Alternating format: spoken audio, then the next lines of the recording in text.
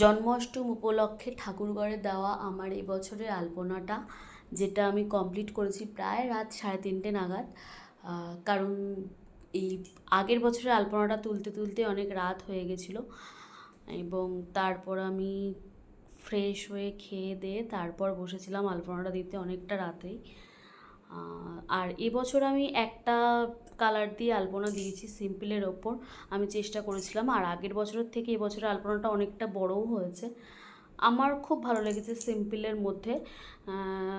তোমরা কিন্তু অবশ্যই জানিও যে তোমাদের আমার এবছরের আলপনার ডিজাইনটা কীরকম লাগলো। অনেকে আমার কাছে আলপনার ডিজাইন চাও, তো তোমরা এরকম ধরনের আলপনা কিন্তু তোমাদের বাড়িতে পুজোতে করতে পারো। সবাই ঝটপট কমেন্ট করে জানাও কীরকম লাগলো আমার এবছরের আলপনাটা।